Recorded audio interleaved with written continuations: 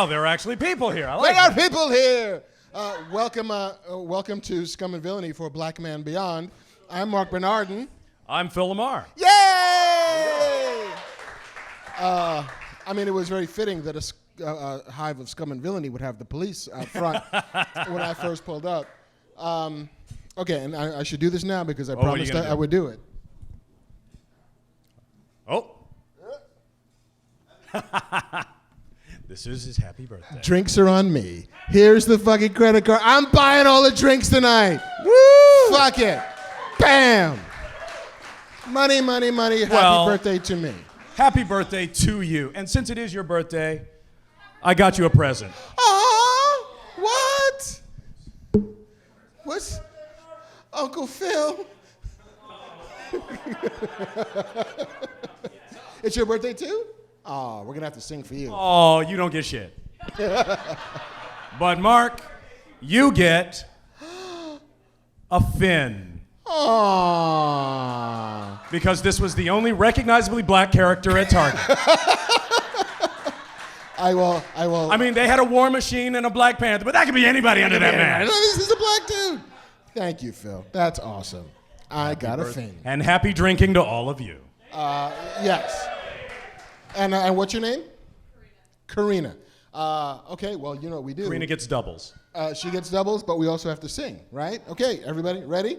1, 2, 3. Happy birthday to you. Happy birthday to you. Happy birthday, dear Karina.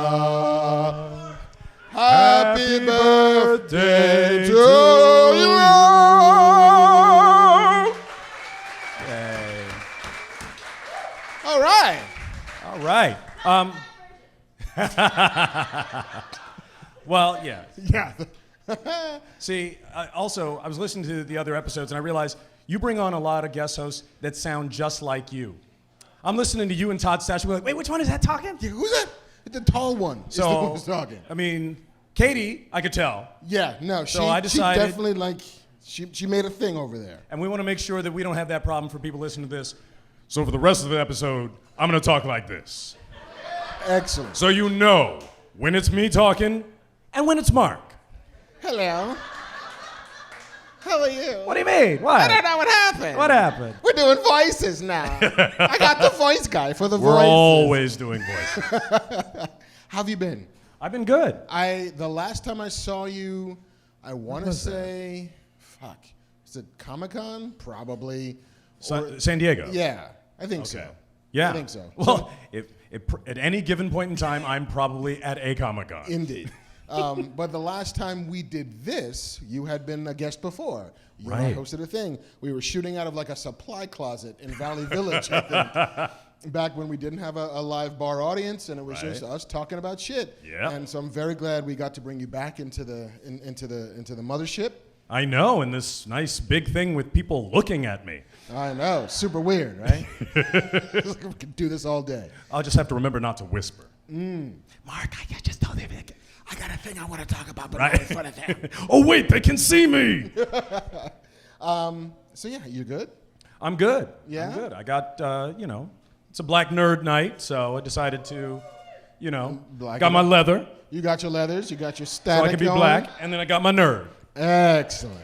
Rock on. Got it. Got to represent. We gotta represent. We were talking in the green room, which is The green alley. the green room. If you've been here enough, you know exactly what that is. And I was exhorting how much that I'm a big fan of Watchmen, and I think that episode 6 and 7. 6 is maybe one of the best episodes of TV I've ever seen. 7, while not quite as good as 6, dropped a bunch of fucking bombs that were kind of amazing. So I'm fully on board. I'm kind of in love with that show. Cool. I've rarely run into the person who's like, I'm just not feeling it. That's me. So explain. Okay. Well, because I'll tell you why. I was explaining it to my daughter today, and my daughter is a soccer player. Doesn't give a shit about any of this nerd shit. So I'm like, I'm not loving Watchmen. She's like, whatever. I'm like, no, look, the comic book was taking the classic superhero tropes and laying them into real world type situations. Like, if there were superheroes in the real world, they would all be crazy assholes. That's Alan Moore's premise, you know? But to me, this one is taking the real world and like sprinkling in some shit from comic books. And I'm like, why? I don't get it. And I find it scary and depressing. Then you're familiar with Damon Lindelof's work. I'm not, actually. Because if you've seen The Leftovers, depressing as fuck. Right? Dude, like it's vein-slitting television at its finest. Yeah, but I'm not expecting DeRay McKesson to show up on the fucking Leftovers. I keep waiting for that cameo in Watchmen. No, I understand that critique. I don't vibe with it, but I understand it. I don't know why it's Watchmen. It's the same problem I had with Joker. Like, why the fuck you calling it Joker? Yeah. Just make a movie about a crazy motherfucker. Why you gotta tie it to my fucking childhood? Because nostalgia. Nostalgia mining. Nostalgia mining. Dig deep in that vein. Yeah, I mean, it seemed abundantly clear that Damon was not interested at all in remaking The Watchmen. Right, or which is adapting smart. The Watchmen. Which, yes, you're not going to be better than the book. Yeah. And don't do a shot-for-shot Gus Van Sant remake of it. Nobody needs that. We already had one of those. So it was, how do I progress this story? What is the next Watchmen story? What is the thing that if Alan Moore was writing this story today that he would be preoccupied with? Alan Moore would not be preoccupied with black people. I can tell you that right the fuck now. Yeah. I mean, magic black people, though. Yeah, he might throw in a Moore. Yeah, some dark eldritch god. Exactly. Whose name is Luther. But I do have to say, the Gene Smart episode bumped me up a little bit. It's like, okay, this is about performance. I mean, and I'm looking at all these amazing actors, like, okay, there must be some good shit. They must have read something real good. It's like, Jeremy Irons, like, yeah, Jeremy, you're just going to be shooting by yourself? I'm like, all right, I'll do that. He's doing all of the acting. Right. Like, Jeremy Irons is, what do you need? What do you need me to do? I'll do everything. Rub my thighs. Right. Oh, okay. And alone, in a room where everyone else is doing nothing. Right. We're all being clones. Spoiler. Excellent, Mrs. Crookshanks. Thank you, Mr. Phillips. Launch me into the moon. Sure, Jeremy, I guess. Hope they burst into song. I know.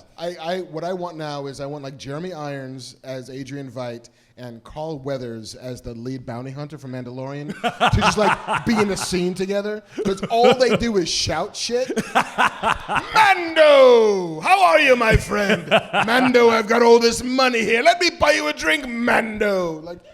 Very hail fellow, well met. A little bit. And it's like, aren't you guys supposed to be like a secret society? And this motherfucker's shouting everybody's name from across the room. Mando! Well, as we saw, the whole bar is fucking bounty hunters. Like, dude, like just like keep it down. Come sit in my booth with me. Like I'm like this far from you. You did a great job, Mando. Like fucking Apollo. It's a bounty hunter bar. You can tell because there's like little slats under the table so people can't shoot each other. Yeah, just like bulletproof groin areas. Exactly. Who shot first? Nobody. You can't. You can't shoot first in a bounty hunter bar. We learned our lesson from 3 movies ago. Yet those Greedo guys keep showing. Is there a name for that race? Thank you. Yeah, this is the place to ask. Okay, so what is Yoda's race? So just baby Yoda? Not even in some sort of like deep cut, like 1991 novelization somewhere? Nice. Right. Because they're just like Kermits. Right. Like Actually, the only person who knows is Frank Oz. He has it as a tramp stamp. And ain't nobody gonna look at that. I would. And we've learned something new about Marc. after a night of buying drinks and scum and villainy, maybe you want to go all the way to Oz. All right, so not loving Watchmen. Right. And you were not loving Mandalorian. I was not loving Mandalorian. I had to pull my car over listening to you and Katie talking about it. Yeah, no. But I figured out, I recalibrated myself to Mandalorian because it's a kid's show. And not that there's anything wrong with that. What do you mean it's a kid's show? Oh, it's totally a kid's show. It is not a kid's show. Okay. It's a Western. No. Yes. No. Yes. It's a samurai Western. Right, which kids love. Well, There are samurai Westerns on fucking Nick Jr. all night. Not. I'm sorry. What's the title of this? Samurai Jack. Ah. Oh, Yeah. apparently you have not seen 5th season if you think that shit is for kids. He looks like a penis. Spoiler. Spoilers. There's dicks in Samurai Jack. Well, then fuck you. It's 3 years old. If you're going to complain about a spoiler more than 2 weeks later, you don't care. Your job was to watch it. Right. You didn't do your job. No. Okay. So let's go through very quickly the plot of the 3rd episode of Mandalorian. Okay. Mando comes into the bar, gets paid. Like, what do? I handed in Yoda. They took him. Get paid. What happens? I regret it. I'm gonna go get that Yoda back. Gets the Yoda back. Right. Bunch of guys shoot him Yoda out, back. and then they move on. You go on with the Yoda. Mando, you're gonna pay for it. There's Right. literally like 4 beats in this story. It is super fucking simple. There's no reversals. There's no surprises. It is Right. A, B, C, D. It is easy enough for your average 8-year-old to follow. The emotional complexity is there. He's got regret. There's fucking Yoda. He's super cute. He feels betrayed. Like that's all well and good. Right. But it is not advanced story. It is not challenging story. It is a child story, as Star Wars has always been. You ain't talked to a lot of children lately, have you? I got a couple. None of them are confused by Mandalorian. No. And none of them would. My kids don't watch it. But it's not because of the simplicity. I mean, simplicity is not necessarily, I'm not saying it's a bad thing. I'm not at No. all saying that it's a knock on but, the story. but that's why you're saying it's a kid's show. I'm saying it's a because of kid's- the simplicity. Because 38 minutes long. What the fuck is that? I'm a grown up. I can sit down for an hour.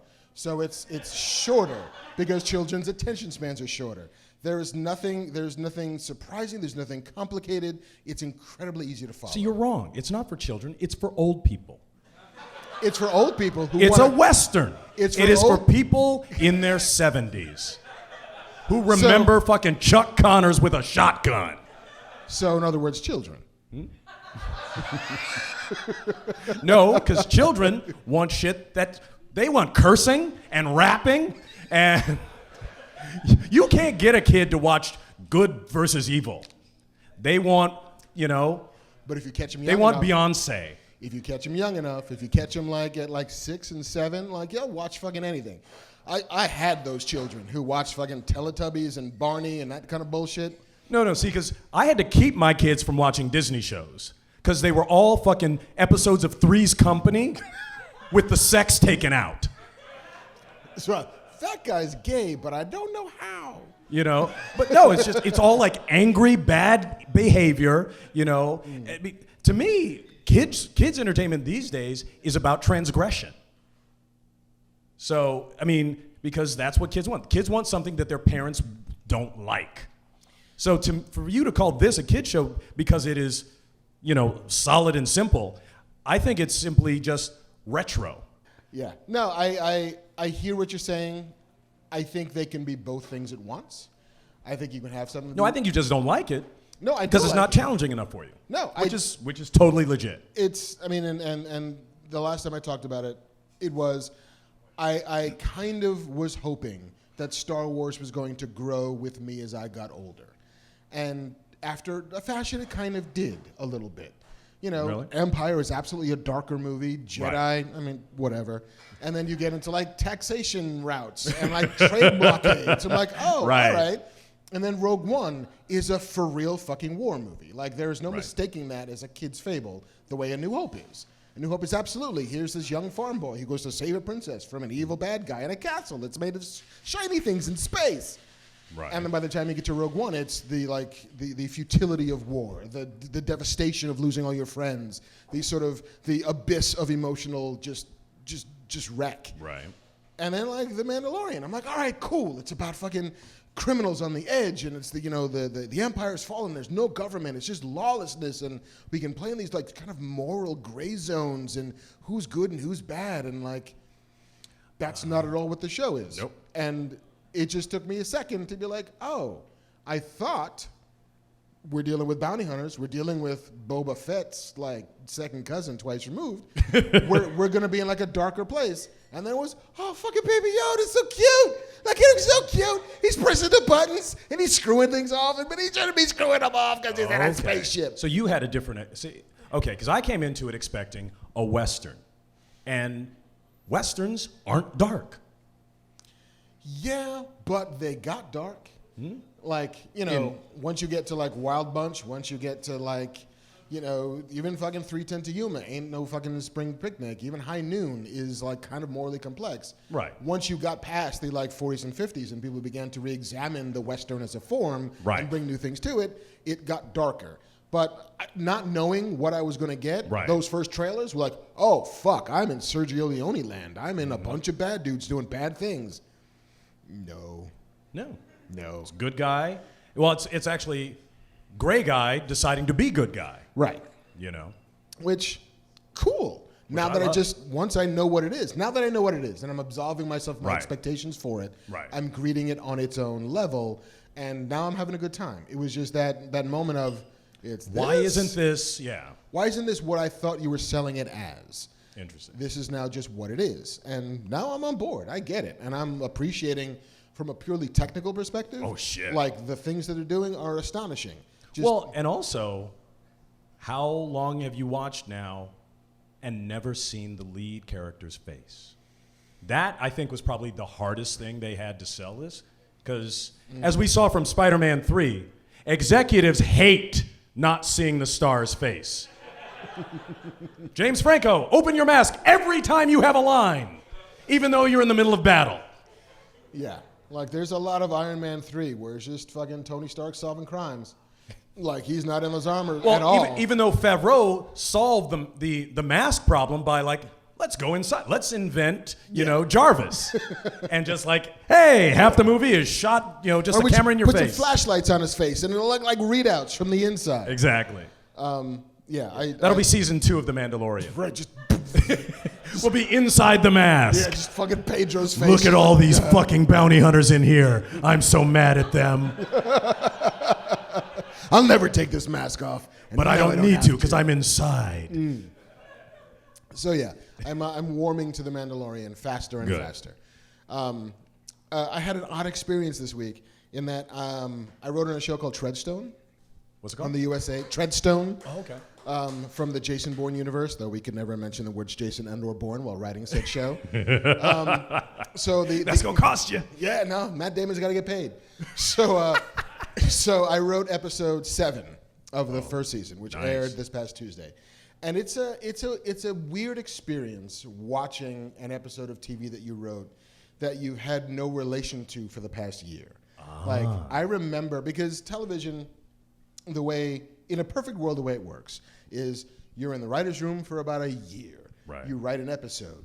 You produce that episode. You go to set, and you sit there for the production of the episode. You see the actors do their thing. They got to make changes, whatever. And your job is to be there. You fly to Baton Rouge, yeah. You fly to Baton Rouge or Vancouver, and you sit there for 2 weeks, and you offer advice, and you offer counsel, and you offer guidance. And what does this word mean, Marc? Yeah, wow, that's plus. That means you add things to things, I guess. But you're so pretty. And then, you're done on production, and the show comes back, and you're in the edit bay, and you get to watch them post the episode, and which is a whole third version of writing it. Yeah. Because it's basically it's an elephant gestation process. Totally, and like the editorial process is another rewrite. Like, you're inventing narrative, you're shaving lines here, you're adding lines there. You can do magic in an edit bay. Oh yeah. And so I've had that experience a couple of times. I've had it on Alphas, the very first show that I was on. I had it on Castle Rock, which was a ton of fun. But for this one, like I wrapped the writer's room in the, what the fuck was it? What year are we in? Where are we? This is 2019. Right, so it was December 2008. I went on to another show after. I went out to Carnival after that. And then production happened. Like they were shooting it in Budapest. Oh, so you surrogated this one. Yeah. So it's just like, oh, okay. They're off shooting it. And I know they're there because I'm seeing Twitter photos of actors. But you're not on the show at that I was point. not on the set anymore. My time had wrapped. I was game over. And so I knew that like a mercenary. Like a mercenary. You come in, you do your job, and then you leave. Marco, how are you? I got your money. I don't know why Carl Weathers is now this weird, like, Super Mario's character. Marco! I wish that was my agent. I wish my agent met me in a bar. With just money trapped inside. Exactly. Like, I got your money. Or just pay me in metal. Nice. So watching the episode was like, it was as if you had dated a person who had a shit ton of plastic surgery, but kind of sounds like she used to, but like not entirely, but like the face is a little different. Not bad, just different. And she's like 2 inches taller, but like limps funny. And like it was a weirdly dissociative experience of like, I kind of recognize it, but not entirely. And like it's kind of doing the things that was in the script that I wrote, but differently. And not necessarily better, just different. Word of advice, Marc. Yeah. Never be a sperm donor. Because if this seemed to be fucking with you, that's going to wreck you. You should have told me this. Why didn't they? Look what they did to my baby. You should have told me this like 8 kids ago. Where were you, Uncle Phil? Why don't he love me, Uncle Phil? Please don't say Uncle Phil. You give me 90s flashbacks. Why don't he love me, Uncle Phil? I did an episode of The Fresh Prince, and I really, to this day, believe Will Smith did not like me. What could you have done? I didn't do anything. Didn't you? I didn't. Really? I think I just wasn't black enough. See, back then, black nerd was not a thing. You were nerd or black. He wanted you more black, less nerd. I ordered one. But come on, guys. You can't even play basketball. Yeah, that's how you do it, Uncle Phil. Yeah, so my episode of Treadstone, like, listen, it's in color and everything. Did you create any characters in that episode? There could be a character check. No, I didn't. Nah, I didn't. But like, listen, doing the show was super fun. And watching it was. Once it became not mine and became the show's, it's like, oh, all right, this is kind of cool. That car chase is badass, and that dude's doing some real kung fu, and that's pretty cool. I don't recognize it, but that's okay. Like, maybe it's just like, this is what amnesia feels like. Well, at least you didn't create it. Frank Darabont. Oh. Oh, we see the deadline readers over there. Yeah. No, that's real. But no, yeah, so that went on the air, and I think people seem to like the show, which is cool, and people seem to be watching the show, which is great. Well, wouldn't you like it better if they didn't like it? Well, it's... Look at you fucked with her, now nobody like her. See, if you'd done what I wanted to do, it would be a hit. Yeah, that's the like, oh, I wanted you to be unhappy for a long time after we broke up. Like, and you upgraded, and wow, he's cute. I was hoping that this would be bad for you, that like you'd be in a convent or something. Yeah, a little bit, just a tiny bit, little bit. But you know, bitte means please in German. It's one of the 5 holy tastes. You can't have sweet without bitter. No, it's super cool. All right, so we talked about Watchmen. We talked about Mandalorian. We talked about Treadstone. And you, judging from what I see on your Instagram, you have just. I've learned how to use my phone. Yes, which is amazing. Finally. Good job. Actually, I have my daughter doing it for me. Thank your kids for me. That's why I had kids. Their thumbs are smaller. Yeah. Now I sound like Liam Neeson. They're essential workers. Don't do it. Don't Don't summon say him. Don't say Liam Neeson on The Black Man Beyond. Don't summon him. Fucking Malcolm did it before, and I'm always looking over my shoulder. It's fucking Liam Neeson. He's after. Yeah. But no, you just wrapped up on Supergirl, yeah? Yes. How was that experience? It was great, ultimately, but it was also started out kind of weird because I was originally hired for a voiceover gig. Seriously. Really? Yeah. I mean, I had done a gig on Flash where I voiced a live-action character. They had the villain Ragdoll. Apparently, Flash has a lot of villains who have complete face masks. So a lot of us voice people are getting tons of work. Look at us. Like, I don't have to fly to Canada? Shit, okay, come on. And yeah, so I voiced Ragdoll. Troy, the contortionist, was there on set, and then I came in and did all the lines in post. And then they called me at the end of season 4 on Supergirl. We got Jean Jones' evil Martian brother, and we want you to voice, because the character is CG. Like whenever David Harewood is, the Martian, that's computerized. And so I did like that episode at the end of season 4, and then like 4 or 5 episodes at the beginning of season 5, where he would, be in his Martian form. I would do a few lines, and then he would, transform into like a Girl Scout or Sean Astin. In a Girl Scout uniform. In my dreams. And so, I just laid, and then they said, actually, you know what? We're thinking we're going to put him in a human form. Would you want to play it? I'm like, hell yeah! I get to do this again, yes! Now, granted, I did hope and think that I would be like in full-on Martian regalia, the bandoliers and the cape. Like the Zardoz cast-offs. Right.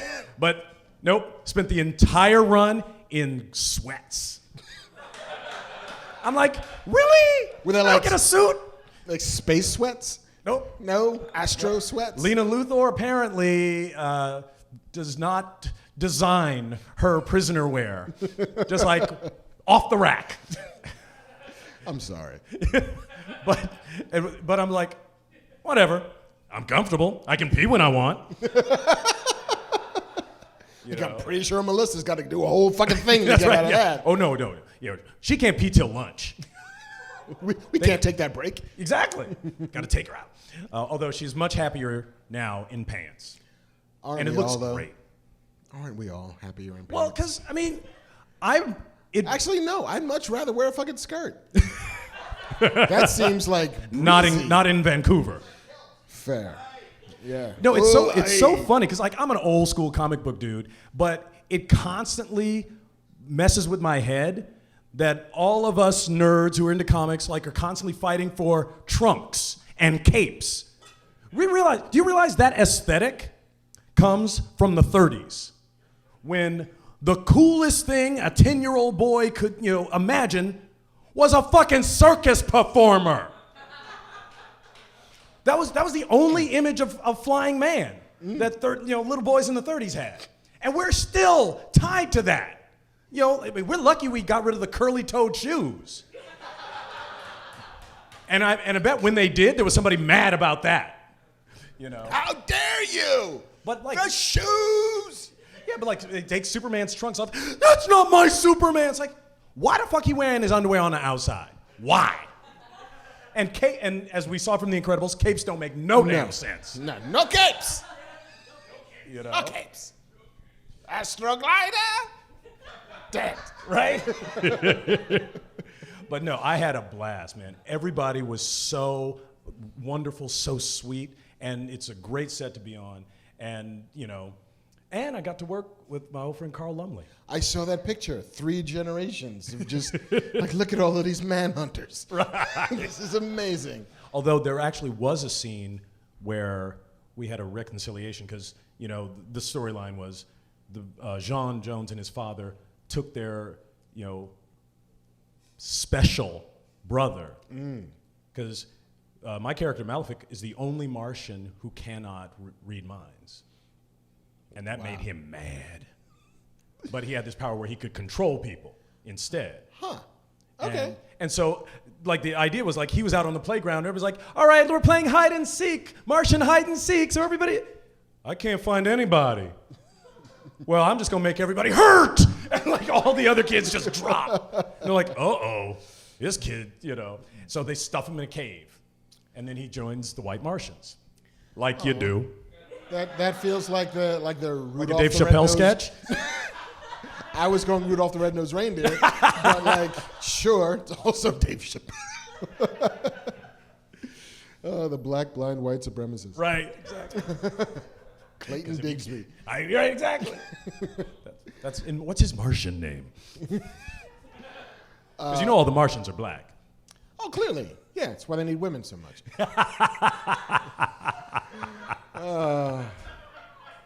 Black Man Beyond, you guys.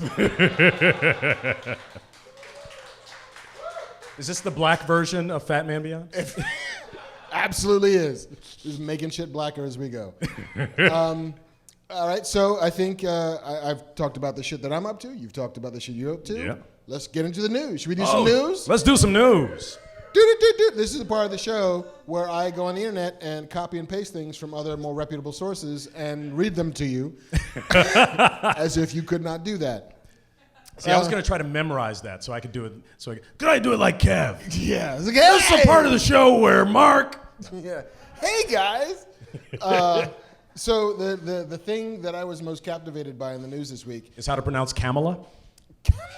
Yes. Aww. Oh, it's a good thing. Is it? 20's too many. That's a lot. And she's getting ready for 2024. I mean, she's getting ready to be Attorney General, as we're saying. But it seems as if DC is on a bit of a run recently. Like, the Joker made $1 billion. Right. Shazam did very, very well. Aquaman was a huge hit. Wonder Woman 2 coming up. Well, see, it's because DC finally figured out that comic book movie is not a thing. Right. For years, they were just let's make a comic book movie. It's like, that's not a thing. That's like saying, let's make a novel movie. What kind of novel? What? I mean, there are different kinds? Oh, shit. I got to fire some of my executives. But the thing they seem to not have a handle on is Superman. Yep.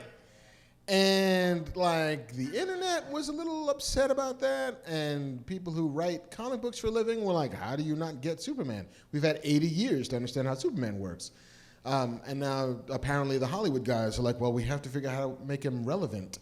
Oh, no. To modern audience. Relevant, gritty. Yeah. Meta. What is... Man, we're going to call him Man Super. Exemplary. Just that. Right. Well, it's funny because I always used to think that Captain America was Marvel's version of Superman, like the hardest character to write. Right. Like, I'm good guy. Who the hell wants to write that? I literally wear the flag. Right. Like, on everything. But they figured out, well, with Captain America, the hook was, I'm old, but I look hot and young. Right. Like with Superman, like, well, what are you going to do? Smallville, they said, I'm from Kansas. That was the hook. Right. And the masterstroke of Captain America was that they did it without irony. It was, we are playing straight with this. He is the best person in the world. Right. And we're just doing that. And we're playing into what it means to be a patriot in the best version of that, which is, I love my country, I love service, I love what it means to be a soldier. And I'm a secret Nazi. And I'm a secret Nazi, Hell Hydra.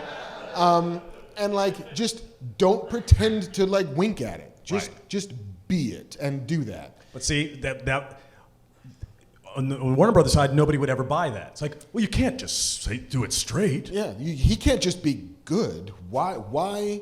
How is a person just good? Like, well, but also they're fighting against the recognition problem, which in the sense that even people who don't read comic books or watch movies have an opinion about how Superman should act. Right. You're like, they'll watch like look at a poster and like, that's not right. It's like, you're a fucking lacrosse player. You don't know. But I think, and it's true that everybody has an idea of what that Superman is in their head. But I think there's a way. I remember talking to Greg Rucka about this years and years ago, when the first Man of Steel trailers came out. And he was like, listen, I think this looks great, but I'm questioning the wisdom of making a Superman movie that I can't take an 8-year-old to. Right. You know, like, how is this PG-13? Like, why should it be PG-13? And that sense of figuring out what it is, distilling down at its core, what makes the Superman story special. And, you know, and it's so odd that DC is like, how do you make it relevant to a modern audience? Like, oh, I don't know, it's an immigrant story about a person who's got to pretend to kind of be something that he's not in order to kind of get along. So they're going to get Lin-Manuel Miranda to write it? Yeah, I mean, if not for nothing, but just if you made the fucking Kansas the musical, just Clark. Yeah, it's just, don't be afraid. Like, when these movies work, and Marvel figured this out from the jump, don't be afraid of being what it is. Right. Don't hide from the core values of what that means to be, and figuring out what those are. Right. You know, like, and I think that Into the Spider-Verse did it incredibly well, which is, what does it mean to be Spider-Man? Right. It doesn't mean that you look a certain way. It doesn't mean that this is the family you come from. It means that you are willing to do more than everybody else at the risk of everything in your life. Right. You know, it's sacrifice. That's what all hero stories are about. And so what does Superman mean? What does, if you distill it all the way down, it's hope, right? Like, even that line in Man of Steel, like, on my planet, this means hope. But it's just like, no, and it's hope against all odds. It's hope in the face of hopelessness. Oh, interesting. I remember Mark Waid talking about the tragedy of Superman is that he can hear everything. Right. He can hear every cry for help and choose which person he's going to save. Wow. And the tragedy is he can't save everybody. And that's what he lives with as he goes on. And it's that desire to struggle against the impossible and always know you're going to fall short, but never stop doing it. Right. Like, there's always somebody's heartbeat that he hears stop. And he's got to find a way to sleep every night and get up in the morning and do it again and know that I can't save everybody. Right. Irredeemable. It's totally. And so, like, there's even if you just went to the fucking comics, there's a handful, there's an armful of great graphic novels you can say, no, do Birthright, do All-Star Superman, you know, there's a bunch of them out there. You know, Superman, Man for All Seasons. And, like, it's all good shit. You just got to decide to make a Superman movie and not make another movie that has Superman on it. I'm just saying. Yeah, that's wow. That's what you said about the tragedy of it and the fact that he doesn't give up. Because that would be the Watchmen version of Superman. You're just, I can hear all these cries for help. Fuck it, I'm gonna go drink. Yeah, literally. And then he literally just like burrows into the center of the earth and doesn't come up. That's fucking Rorschach. It's standing on the power. Like, they will all look up at me, the whores and the politicians, and they will ask me for help, and I will say no. Yeah. Where is Jackie Earle Haley? That's just, why couldn't I be in that too, man? Superman 3? Is he? Look at the armor on that kid. Yeah, I just think about, like, the half pennies was the fractional pennies, the fucking Richard Pryor scam of, like, you remember that? What? No. Is that yet? Superman 3, right? Oh. Where he's like, listen, if I can steal it's the Office Space scam. Right. If I can steal these pennies, then I'll be rich. And nobody counts a fraction of pennies. And of course he gets caught because they absolutely count the fractions of pennies. Are we fondly reminiscing about the Richard Pryor Superman? Well, we just did. Wow. We fucking got there. That's nostalgia mining. We fucking got there. I just dug up dirt, but it's dirt from my childhood. Shine it up. Look at it. Look at it. It's all shiny. So yeah, I think Warner Brothers needs to widen their gaze a little bit. Yeah. And they're starting to, it seems. They're starting to, but like Superman, of all the problems that there are in cinema of making things real, Superman does not feel like it should be one of them. Right, right. You know, like it's fucking Superman, guys. Well, especially because it's been done right a couple of times. You know, Seriously? the first Superman movie, Smallville, you know, like the character, that code has been cracked, but just not in a giant blockbuster, 21st century way. Right, and like there are things to like in Man of Steel. I'm not the biggest fan of that movie, but there's things that it does really well. But it's don't hide from the fact that Superman is what Superman is. Just steer into that skid. That's the only way you're making it around this particular bend. So yeah, just come on, Warner Brothers, you can do this. I got faith in you. You have hope. I have hope. Hey, did you know they're making more Fugitive things? Like they're remaking The Fugitive two different places? Yeah. No, they just... Really? Come on. Really? Maybe a video game. No. I didn't kill my wife. What was his name? Right. Richard Kincaid? Is it Kincaid? Dr. Richard Kimball. Kimball. Dr. Richard Kimball. Steel Trap Mind. Albert Hughes of the Hughes brothers. Oh, damn. Is going to direct the new Fugitive for Warner Brothers. Okay. I don't know who is going to star in said Fugitive movie, but... Does it matter? Doesn't matter. And then Quibi. Are you familiar with the Quibi service? Nope. So Jeffrey Katzenberg, remember that guy, managed to build this company called Quibi that is going to specialize in short-form entertainment. Everything they're doing is less than 15 minutes long. Every episode of everything is this little bite-sized thing. Because, kids. So they've got this entire programming slate that is just these little bite-sized things. Did he buy Vine and kill it? He might have. But, so yeah, they're doing a version There's somebody of it. betting on the death of culture. I mean, somebody is... When you get war, you get profiteers. Exactly. Like there's always... So Quibi? Quibi is the name of this company. Sure. I mean, I guess Hulu also sounds dumb you know at what? one point. I bet that translates into something really cool in Chinese. Yeah. He's going for the money. And they're doing one with Kiefer Sutherland. Ah. Yes, as Dr. Richard Kimball. Oh, wait. So Quibi is doing a 15-minute version of The Fugitive? Yes. Look, I gotta get away. I got away. Yay. I didn't call my wife. I don't care. Woo! Credits. Look, it's a one-armed... we're out of time. Scene. But yeah, Boyd Holbrook and Kiefer Sutherland are in the bite-sized version of Fugitive, and Warner Brothers is making another movie version of Fugitive. Now, do you think that was sort of the thing with like... Kiefer Sutherland looked at it like, so I only have to work like 3 hours a day? I'm down. Done. What do you need?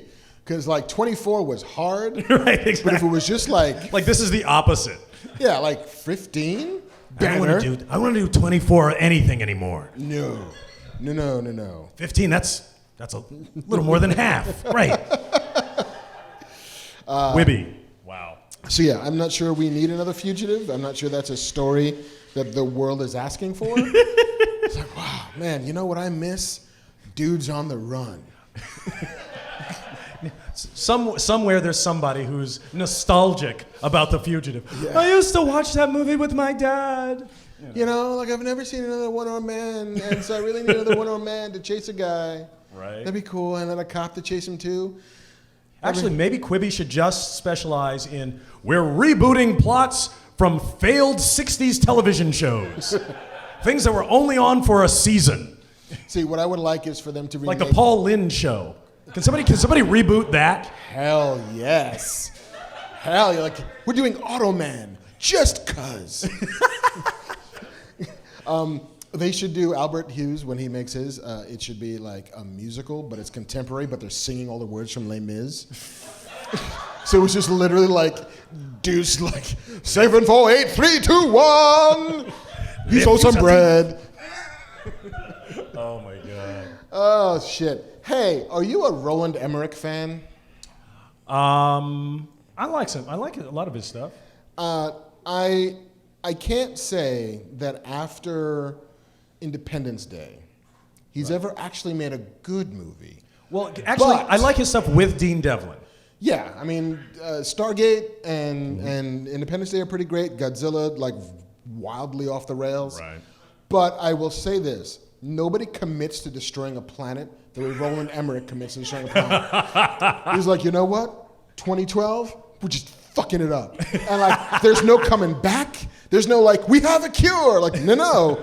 Everything's covered in water. Like, day after tomorrow, We're not like, there's no more snow. It's just mostly snow, and we survived it. And so he is an auteur of dystopia. it really is. Like, nobody commits to carnage the way that dude does. Right on. He is. I'm not going to make no German jokes. It's in his blood. I didn't say it. He said it. But so he just got a movie greenlit called Moonfall. And I'm going to go out on a limb here. Okay. And guess it's about the day the moon falls onto the planet Earth, right?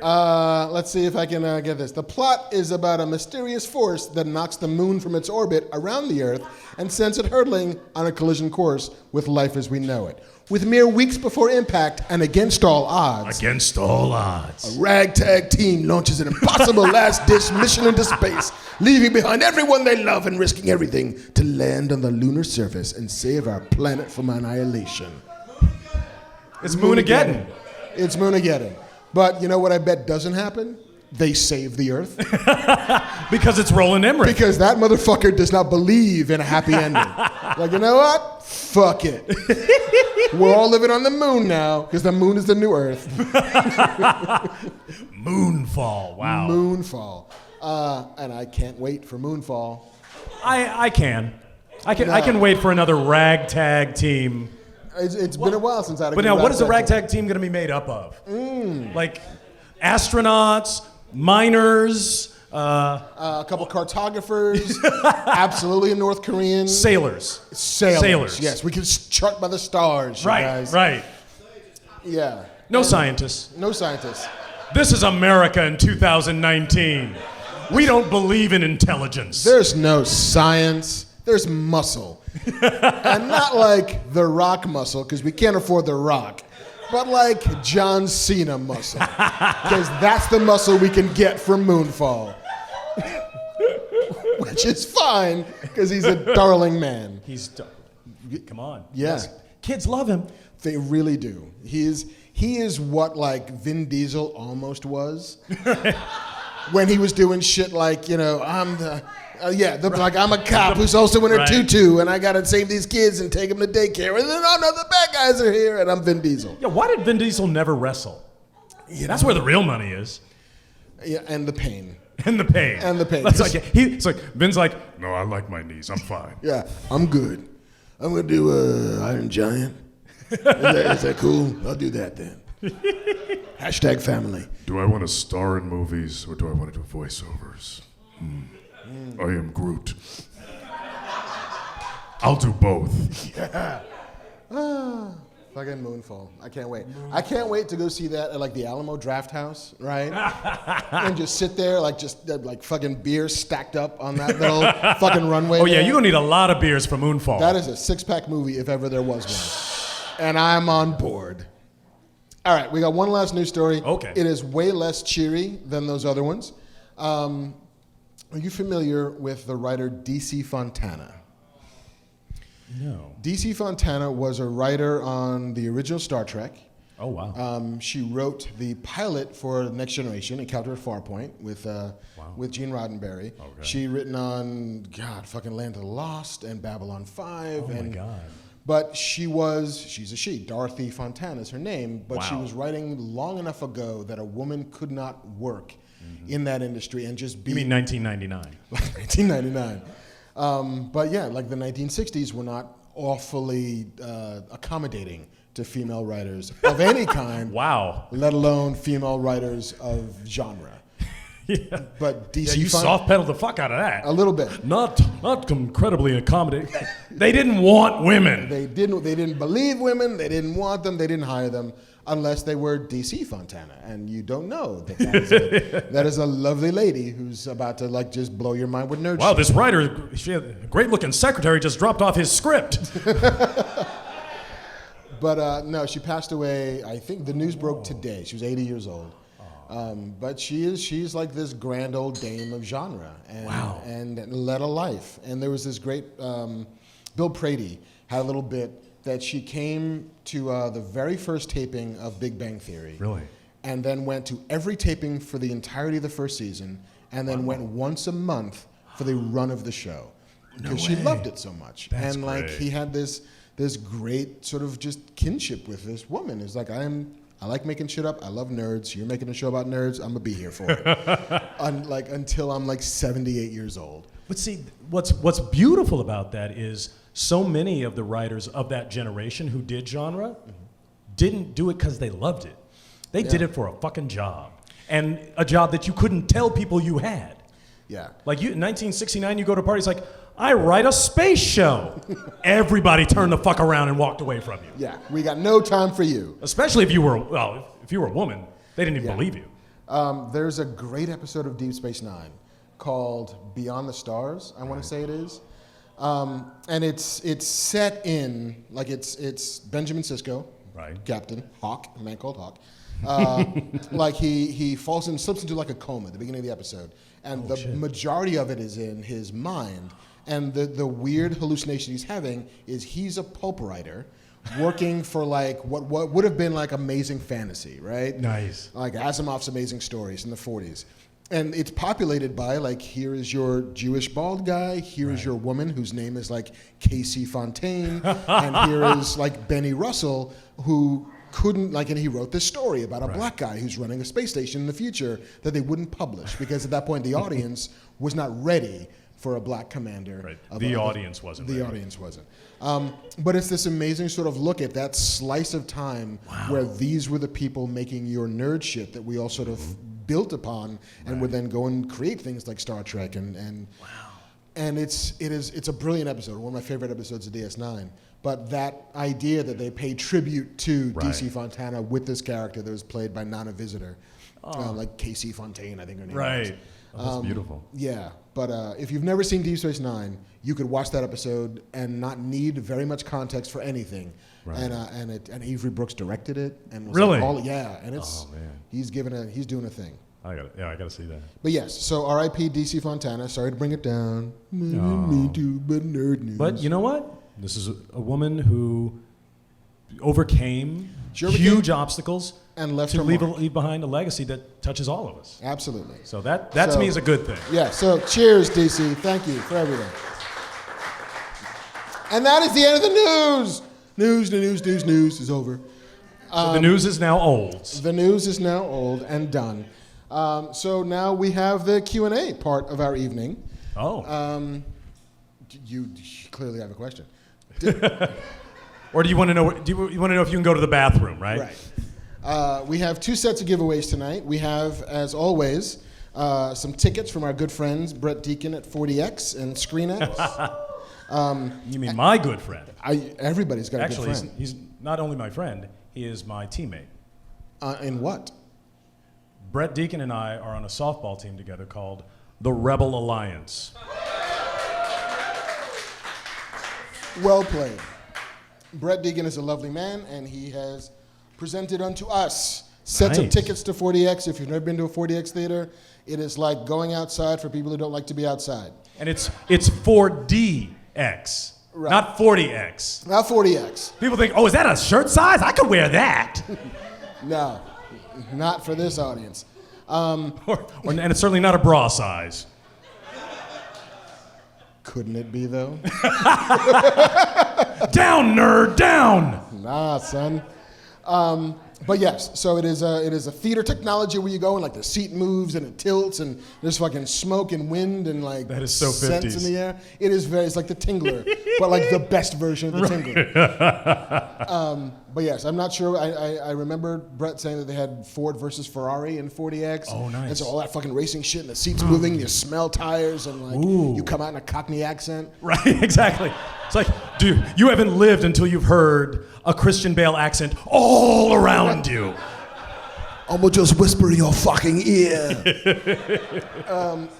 And we also have, thanks to the good folks at Xbox, Xbox Game Passes. So 1 month unlimited for your console. And for the best question that gets asked tonight, I have a download code for Fallen Order Star Wars Jedi for the Xbox. What? Ooh, so bring... Gee, anybody here want that? So come correct. Bring it. Real correct. Ain't no T on it, because No. this black man beyond. Come correct. Ain't no half stepping. Hey man, what's your name? Hello, my name is Dennis. Dennis. Hey, Dennis, what's up, man? How are you? Hey, what's up, everybody? So I have a question. Okay. Oh, good. for the Because both otherwise of you'd you. be wasting all our fucking time. Yeah, we'll just be standing I just here. like holding microphones. So my question is, it's a couple of questions Yes. about blurred, It is a 3-part question. about blurs. 3-part question about nerds. All right, shoot. Yeah, we're talking about black nerds. Blurred. All right. Is this just a title? Is this a movement? Is it gaining momentum? Does it have any momentum? Is this just a way that we describe black nerds? And where do you guys think it's going, if it's going anywhere? Well, Marc will give the real answer, so I'll start with the bullshit answer. All right. It is not a movement. It is an evolution. The same way that geek culture has moved into the mainstream and spread out. You know, because I was joking before that when I was a kid, you couldn't be black and a nerd. That's not a joke. Like, as far as, you know, what we identify as black. Like, man, look at you reading them damn books. It's like the old Chris Rock bit, you know? Hide, if you want to hide something, hide it in a book. You know? But that's the thing, like, nerds read books. So, but now we've gotten to a point where nerd culture is mainstream enough that we can all be it. Plus, it's also grown and grown over time so that there are enough of us. I mean, we were always there, Yeah. you know, but we weren't visible and we weren't feeling allowed to identify, you know? So as we've moved into a society where more and more, you know, unrepresented, unidentified people are now finding voice and finding representation, this to me is the natural evolution of that.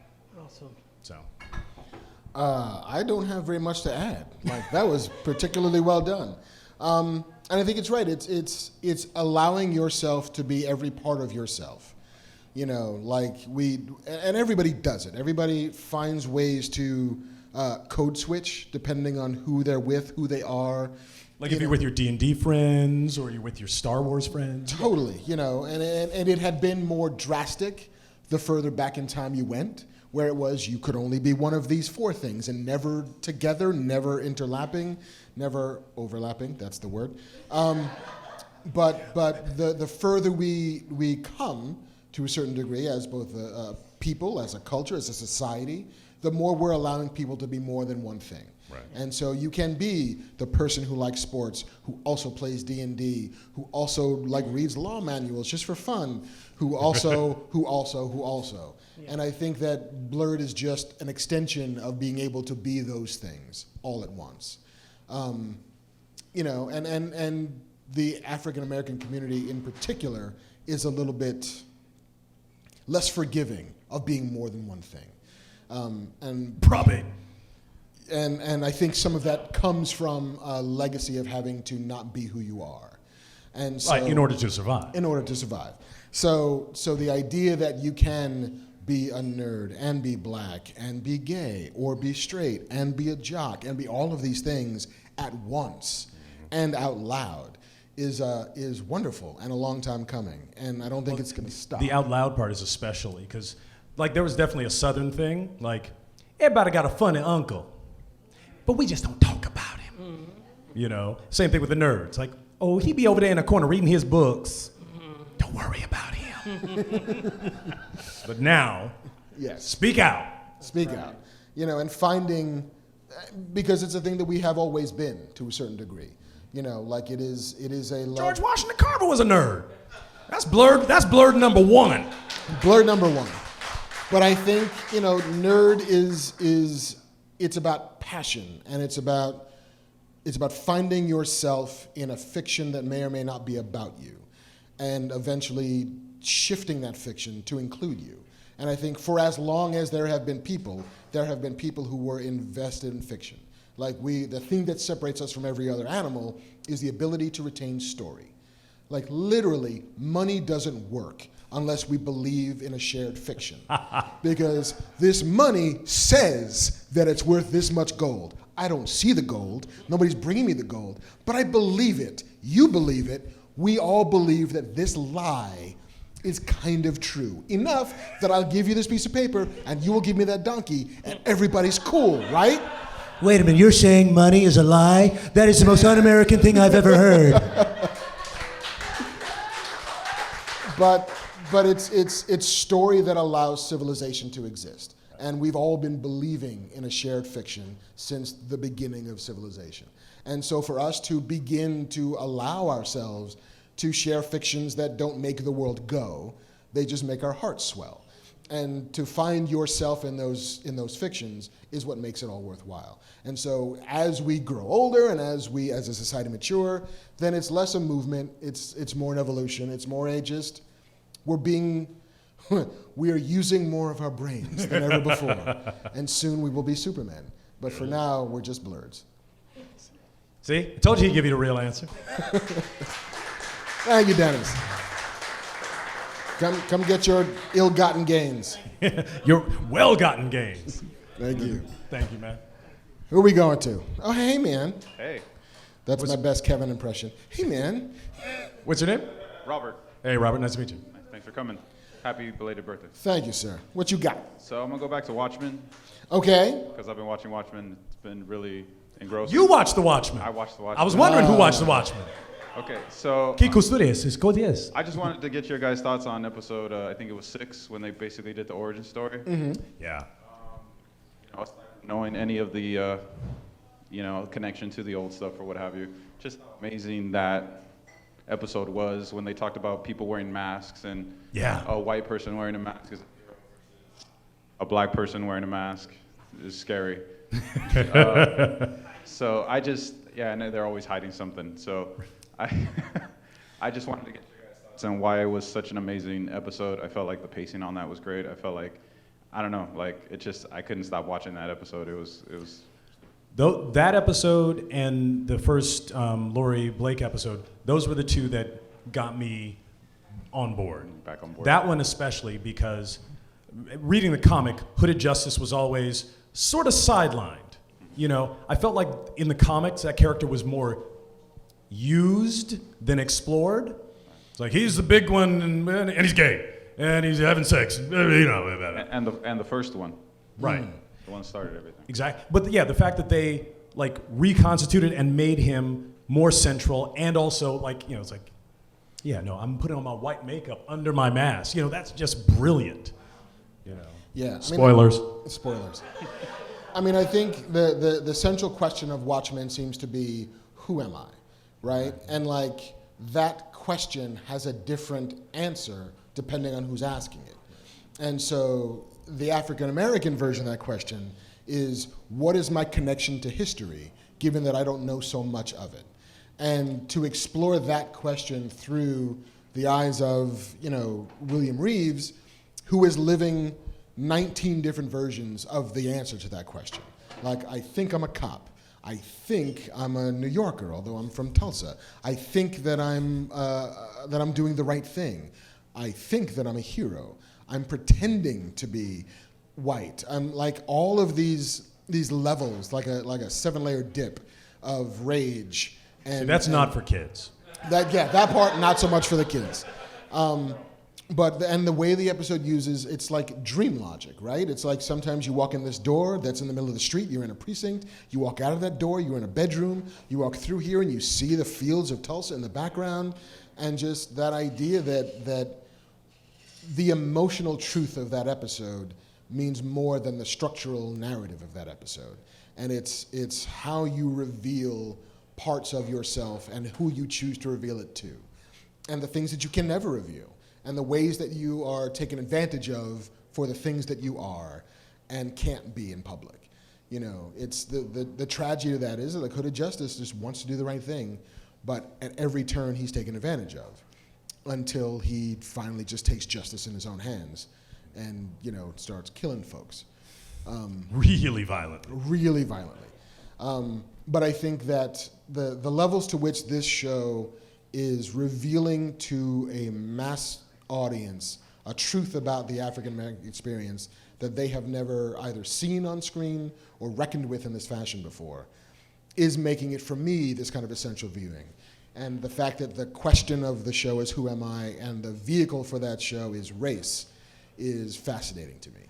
Just the costume, how he, it wasn't just that I put this together to look cool. Like, totally, it's making logic out of it's it. amazing. It's the after effects of a lynching is the way he decides that I now present myself to the world as this person.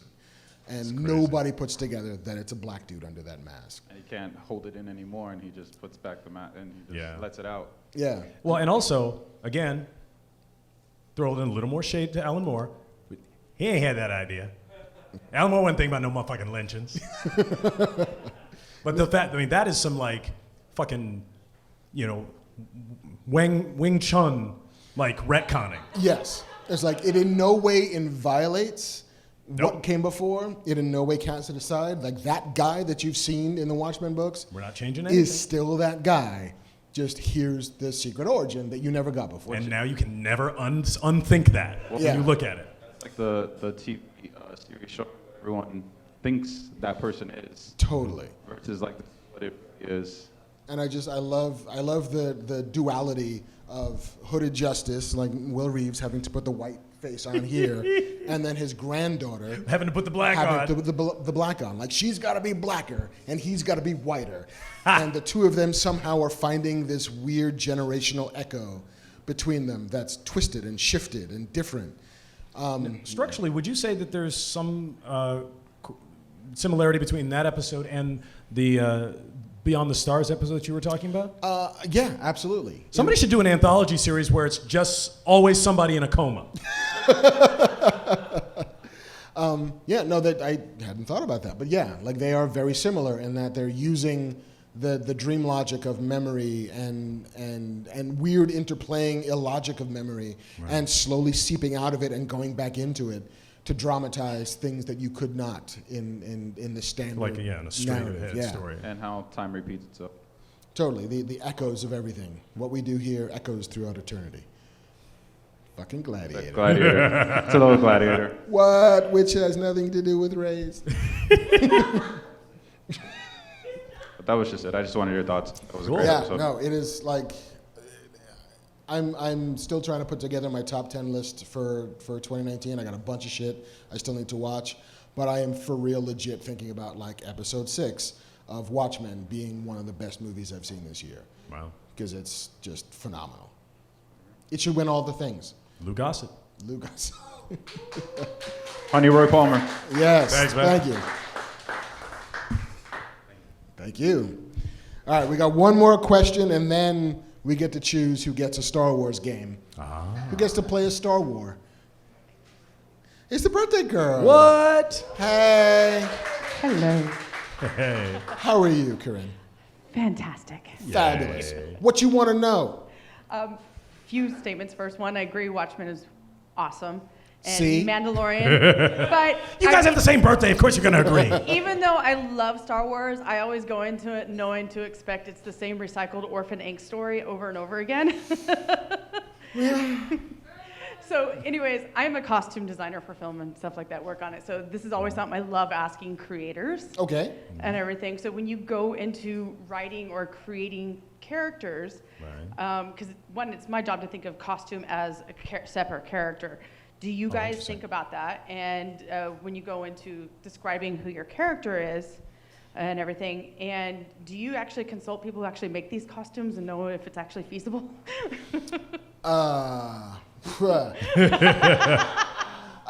For me, most of the stuff when I'm writing, because it's not, I have yet to write on a superhero show where costume is that kind of, all right, here's the thing. It's just He's important got for moth contemporary. wings. Right. It is, but it's when I'm writing, it's more describing a mood. Yeah. It's this guy is far better dressed than anybody else in his neighborhood, and that is for him a costume that he's wearing to conceal the him that he used to be. It's what's the service of the attire? Dramatically, what is it trying to say? and then realizing full well that there are people who do this for a living who are like way better at figuring out what that emotional thing reads as best on screen. Right. So for me to say, no, he's just wearing a Savile Row suit that's incredibly well cut, is like a whatever. But it's like, no, he's wearing his father's suit, and like there's patches on the elbows that he's tried to knit up but hasn't done very well. But still, it's as clean as a suit has ever been. You know, like that sort of thing that tells you who that guy is. Yeah. And then hopefully, making this stuff is always a collaboration. It's always, there's a team full of horses trying to pull this thing over the finish line. So then like, hey, what do you think it should be? Like, oh, that's cool. What are 5 ways you think this could be? Let's all pick the right one. I've read plenty of scripts where I'm like, really? You want that? That's what you think they'll wear? Well, because, yeah, I feel like a lot of times if you're in a script getting too specific about costumes, then you're going off the rails. Yeah. You know? That's like describing the lighting. You can say, it is misty. But you know, it's like, we've got a Klieg up. You know, no. That's not your job. Right. You know, you lay out the groundwork. I mean, coming from it as an actor, I ain't got no say in it. I just got to pick from whatever the fuck you bring in. You got to pray that I make it comfortable. Right?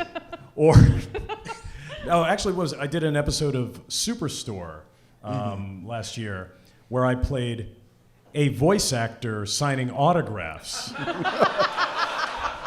What was your preparation like for that?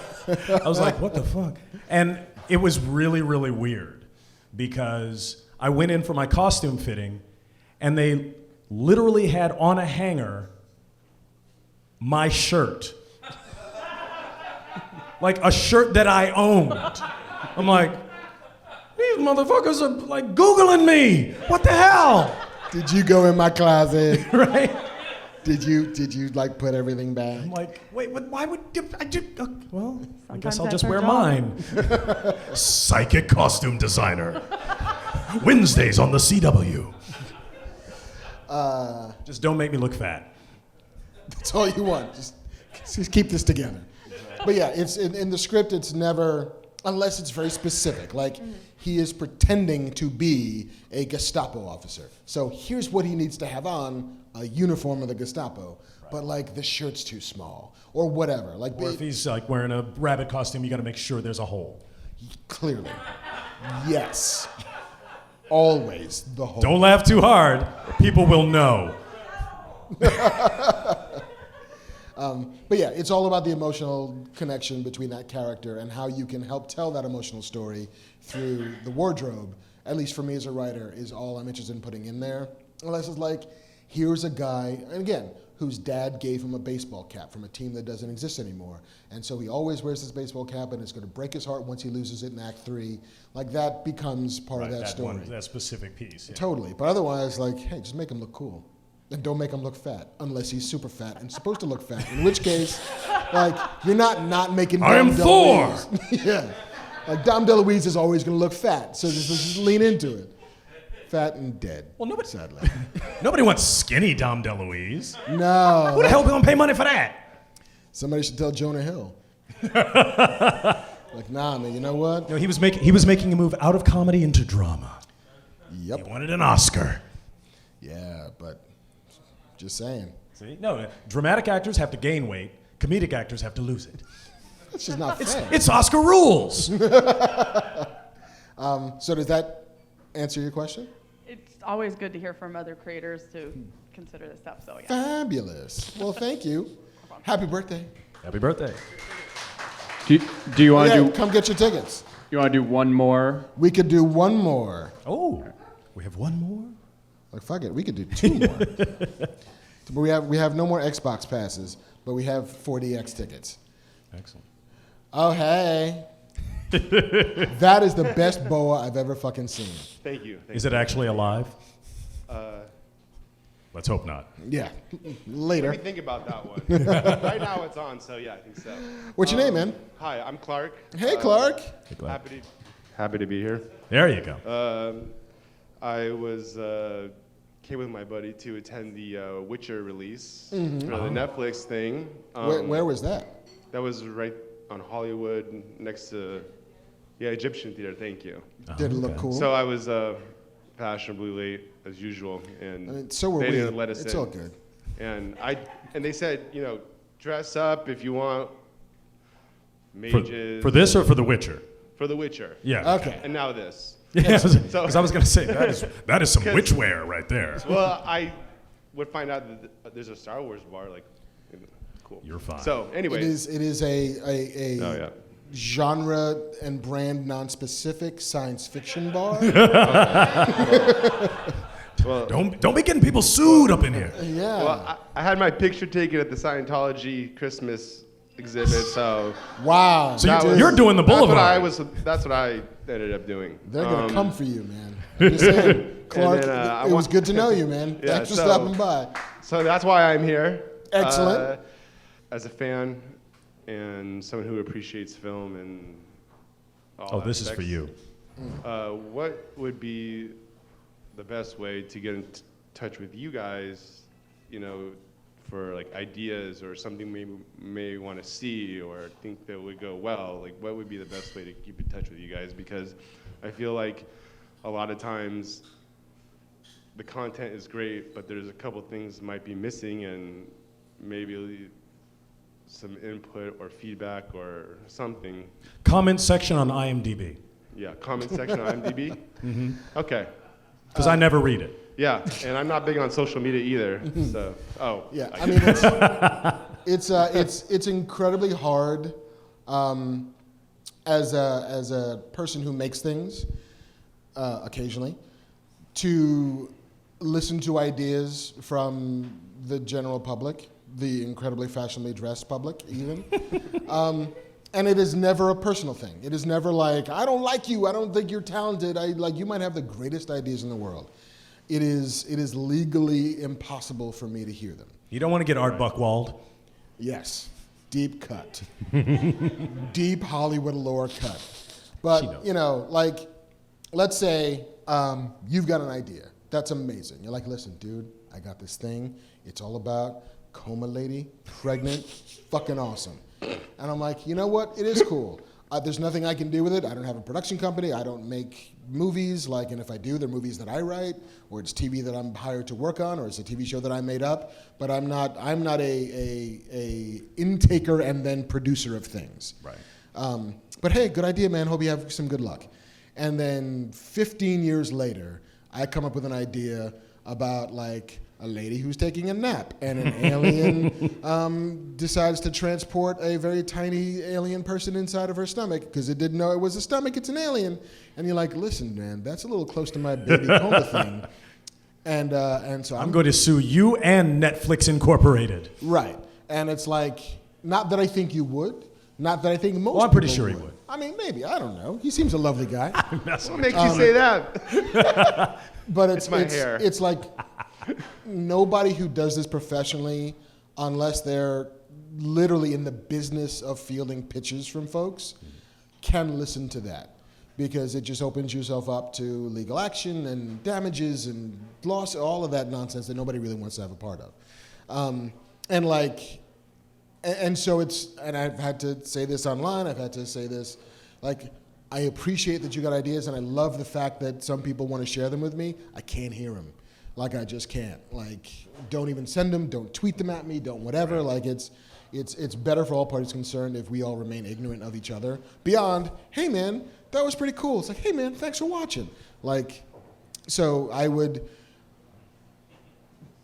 in a perfect world, we could just go grab coffee and you could tell me about your crazy shit, and I'd be like, dude, that's fucking crazy awesome. You should make sure that. about Sadly, we are not in said perfect world. No. Well, and from my standpoint as an actor, Nobody. it fucks will the do writer. nothing for you. Actors don't create. We interpret. So I can give me an idea and I can read it to someone else. Here's Clark's idea. It's amazing. Well, you get any ideas, by all means, please. Or now, were you talking about ideas or just criticism? If I want to tell you how your shit sucked last night, where can I go do that? Well, I try Oh, that is so sweet of you. negative influence. On the internet? I don't think so. Yeah. But like, if it's like, hey, I watched an episode that you wrote and I have feelings about it, cool. Twitter, Instagram, like it's all there. Let me know. And I do read most of it because I'm a moron. And I've never learned that lesson. Don't ever read the comments because I still kind of occasionally want to read the comments. Don't do it. I know, but here's the thing: most of them are pretty good. But you know what's funny? When we were about to do the Pee Wee show, it was my first time performing on Broadway. A guy asked me, "So when a show opens, do you read the reviews?" And I'm like, "I don't know. I never been on Broadway before." But he said, "Don't. Never read the reviews because the bad ones are bad, and the good ones are never good enough." That's fair. My problem is that I used to be a critic, and so like I'm acutely aware of the desire to see how the audience feels about something. See how it's hitting people, and some of it's anecdotal. Some of you run to it and say, "No, I really dug that. Cool, thanks." But like I'm still like, "Hey, man, so." How'd that go? You still feel like you're on the other side. A little bit. I'm a stranger in a strange land. Just trying to smuggle back information over the border. But does that answer your question? Yeah, so us as fans, constructive criticism. Let's not be so hard on everybody, Yeah, or like what I try to do when I'm like watching a TV show or watching a movie or whatever, it's never personal, and it's always about finding a lesson in the work. And sometimes that lesson is a good one. Sometimes it's a do or do not do. But it's always in an effort to digest and dissect how a thing works or doesn't work so that I can be a better writer, so that we can all have a little bit more information about just how they do this thing. Right. Because, nothing is as instructive as a bad movie, for both craft and ego reasons. Like, that shit got made? Fucking A. My shit can get made too. It's no better, it's no worse. Interesting. Thanks, 2012. I actually had to think about, wait, what year are we in again? Okay. But, lastly. Lastly? That's the last thing I'm going to say, and I'm going to drop this mic. Appreciate you guys and everything you do. You touch your fans in many ways you may not even... See, here comes the lawsuit. Stop it, guys. No, you touch your fans like in ways you may not even know. So very much appreciative. Thank you. I appreciate it. Thank you, Clark. Thank you. Oh, do you want to come have some fancy tickets, Clark? Here you go. Thank you. All right, we got one more. It's not. He's standing right there. Why didn't you just touch his arm? Sorry, it took me a long time to get here. It's no worries. Hi, what's your name? I came all the way from Chicago. It took me a while. All the way to Chicago? Oh, hey. Oh, so that explains why you're late. Okay. Yeah. Flights, LA, traffic, all that stuff. White people time. We understand. Thank you. Thank you. Well, what's your name? My name's Natalie, and Natalie. I'm from Chicago. Thank you for coming, Natalie. My question is for you guys. While we see the sci-fi community, the comic community, moving forward with various movies that are accentuating black actors and accentuating all ethnicities, because... Right. My question is when do we start getting, and how do we start getting creators on the ground floor to start making something completely different, something completely outside the realm, about culture, about style, about everything else that is all about the ethnic communities, whether it's Native American, Black, Kenyan, any other Pakistani, Indian, Chinese. How do we get to that point for the acceptance? I feel like it's happening in fits and starts. Some of those fits are huge and fast and lovely and wonderful. Like, you get a thing like Black Panther comes out and it makes $2 billion. You're going to get more things like Black Panther because everybody wants money. Because Hollywood is motivated entirely by cash. And if you can show them that cash pays, that the diversity pays. That, you know, when you have a movie like Fast and Furious 5, I want to say. A whole lot of white people in cars. Fast and the Furious 5 became like, oh, it's the United Colors of Benetton stealing cars. And it's like, oh, and you know what? It made $900 million across the world. Right. And it seems as if an audience will show up for this in a way that they will not show up for like 3 white dudes just doing shit. Exactly. You know, unless it's The Hangover. The Hangover. You know, or like they will always show up reliably for what they've always gotten. But the outsized successes based entirely on the makeup of the people either behind the camera or in front of the camera with comparative budgets are what will change that narrative. So it's when you get directors like Cary Fukunaga or directors like Ava DuVernay or directors like Ryan Coogler, you know, making movies that are coming from a different perspective that seems to harmonize with the global community, because they could give a shit how much money a movie makes in the US. They really care how much it makes in China, and how much it makes in Japan, and how much it makes in Africa, and how much it makes South America. Like, the global audience is 5 times bigger than the domestic audience. So what will they show up for? It turns out, lots of different things. But even in the Star Wars franchise, let me utilize that for the first 1, 2, and 3, not the original. Right. A whole lot of white people. A whole lot of white people. And a few characters, and Samuel L. Jackson. Just saying. But Wait. Which ones are you talking about? 1, The 2, and prequels? 3. The I'm not prequels? talking Okay. about 4, 5, and 6. Got it. 1, 2, and 3. Right, I mean, those were still... And they made a lot of money worldwide, but it was... They made a lot of Wasn't money right. worldwide because Star Wars was always kind of going to make a lot of money worldwide. And they were made by a 70-year-old white dude who's been making like 4 movies over the last 90 years and who never leaves his house. And so, like, yeah, I'm going to put a black dude in it. It's going to be Sam fucking Jackson, the one black dude I know. He You know- requested that, and the purple lightsaber. Oh, for sure, because he's fucking Sam Jackson. But it's finding filmmakers whose eyes are open to the rest of the world from both a narrative perspective and an audience perspective. So is your suggestion for everybody else to not see any other films that are not representative? No, I mean, I think it's. I don't think it's fair. I'm being completely honest. I don't think it's fair, and I don't think it's right, and I think that there needs to be inclusion. We're talking about a galaxy, not just a planet, not just the universe. We're talking about an entire galaxy. Yeah, I mean, it's. You felt like you were going to say. How do we do it? Well, no, because, I mean, what you're talking about is you're saying, how do we get the process that is in process Faster. faster? You can't. How do you make the sun go around the earth faster? It doesn't, because it doesn't go around the earth.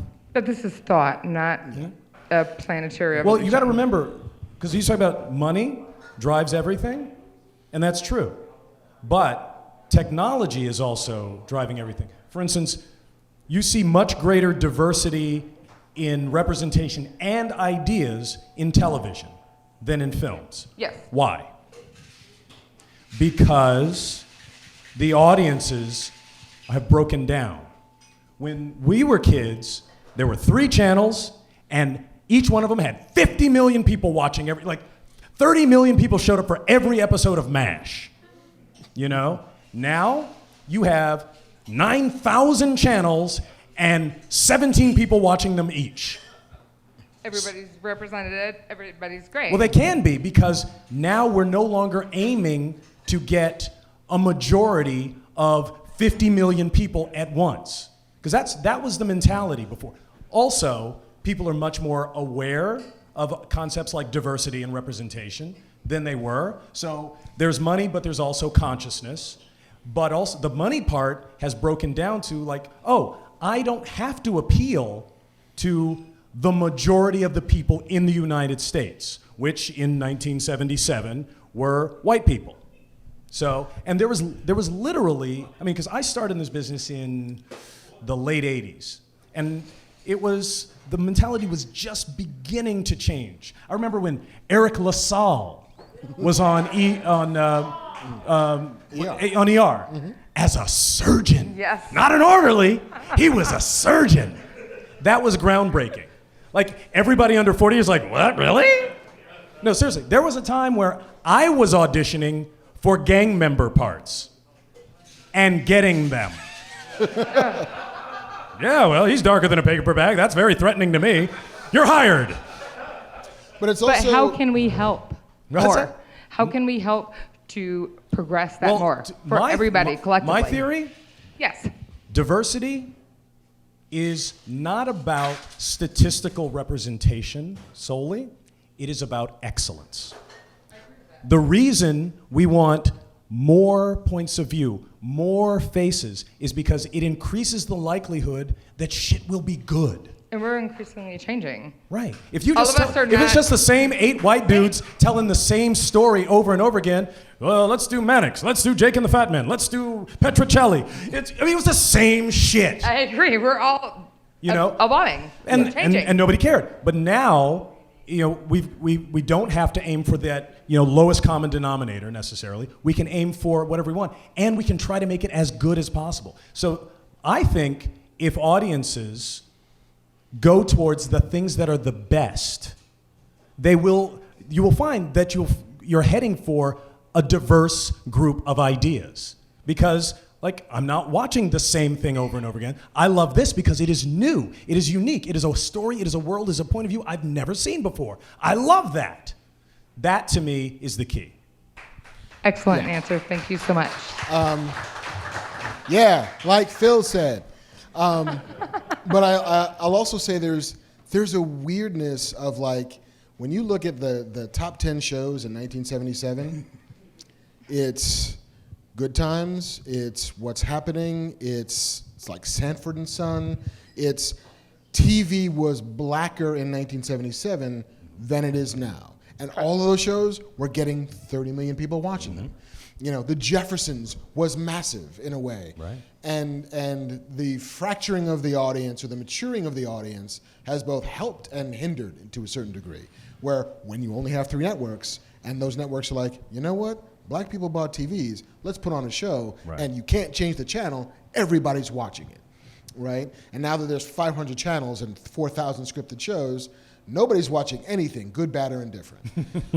So Watchmen, no matter what you feel about it, is only getting 900,000 people a week. Well, half the people in this room, I'm sure, don't have HBO, right? And can't watch it. So, unless they pirate it. Don't do that. Don't do that. People got to get paid.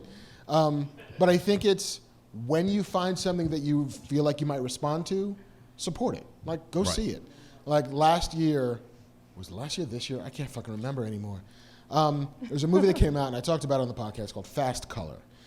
And it was directed, a female director, Julia Hart, made this lovely story about 3 generations of black women, each of which have superpowers. It's the best X-Men movie that you've never seen because nobody saw it. It opened the week before. And Well, nobody saw Dark Phoenix either. True, but at least you knew it was kind of coming. Right. That was just bad. Fast Color was in 23 theaters around the country Right. the weekend before Endgame opened and then vanished. Well, see, that's the problem with feature films, is Right. that it is becoming... It's becoming It's impossible. becoming television in the 70s. Right. There's 3 channels Yeah. and China.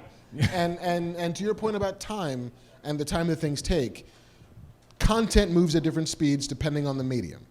Films move the slowest of anything. It takes 10 years to make a movie, give or take, especially at that level. Right. From script to casting to production to post, whatever. Video games are pretty slow, too. Video games are super slow as well. Television is faster because it has to be faster. There's more TV. It's got to come out periodically. It's once every week, and you got to have a new season next year. So change happens faster in TV than it does in film. Commercials happen almost immediately. It takes 3 weeks from idea to air for a commercial, and that's why the commercials are almost always the tipping point of representation, where there's hey, that's an interracial family. Hey, that's a gay family. There's that Cheerios girl. Yeah, hey. But that's the point, that a lot of the commercials and a lot of things that reach people instantaneously that they want to see, we don't get that. Oh, he wants you to move into the camera. He wants you to stand there. My bad. Find your light, honey. It's bright and I can't see, I'm blind.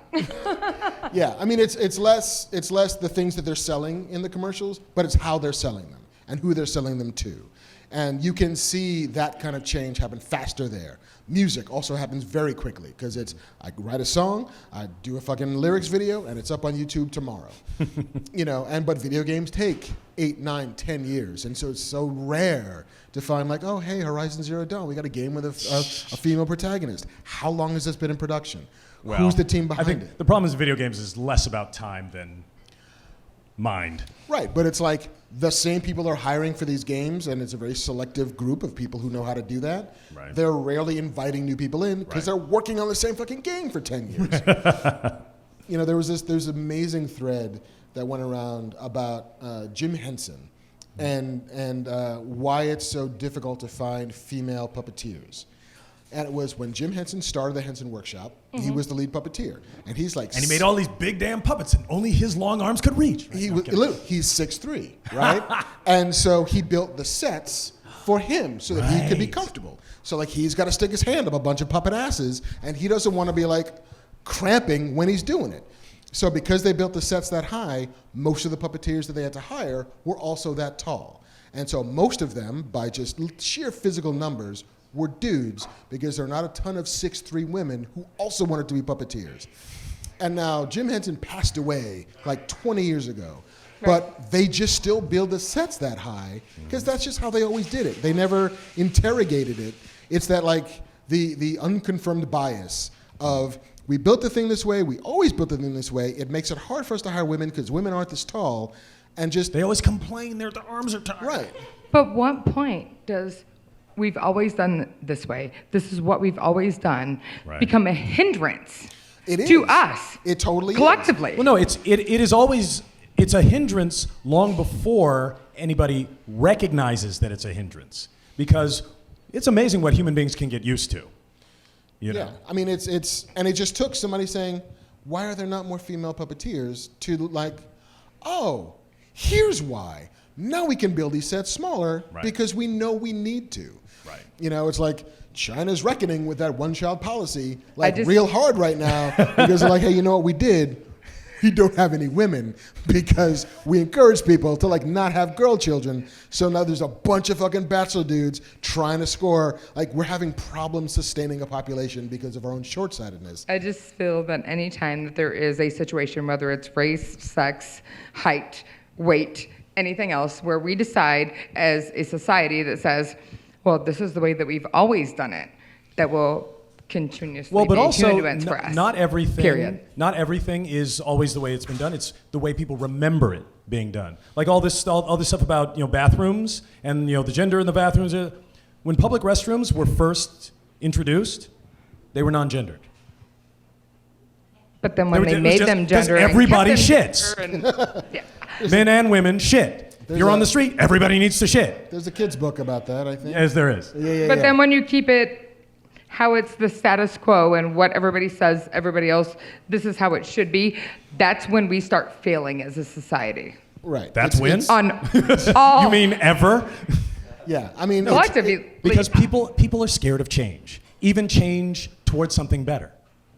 And that's sad. That is the human condition. Yeah, and so we just have to examine those things that we don't examine a lot. That's why you stay with that horrible boyfriend that nobody likes. Oh, damn. She came all the way from Chicago, man. Why do you think she left? Why do you think I'm leaving tomorrow from LA? I got the perfume for you guys. Well, thank you. Thank you, Natalie. I think, did you sign the things you need to sign? Those are for you. Okay. Cool. I had nothing to do with any of those. And we have to pick? We need to pick who gets the Fallen Order. I think it was Dennis. You think it's Dennis? Is Dennis still here? Dennis? Dennis! There it is. Come get your video game, Dennis. I hope you got an Xbox. or have friends. Totally. Nice to meet you. That is the end of Q&A, which means, sadly, I think we've come to the end of our show. Yeah. I know, I'm sorry. No more free drinks. That's right. Can somebody please find Marc's credit card? Yes, like, oh. What's left of it? Like, it's smoldering. Who bought a Datsun Oh, didn't you hear that blender going all through the show? They were drinking fancy drinks on your bill. Shit, I saw umbrellas and shit flying. Oh, God damn it. But listen, I just want to thank Phil LaMarr for coming out and playing with me tonight. It's a little bit late, it's a little bit wet, but fucking Phil comes to play.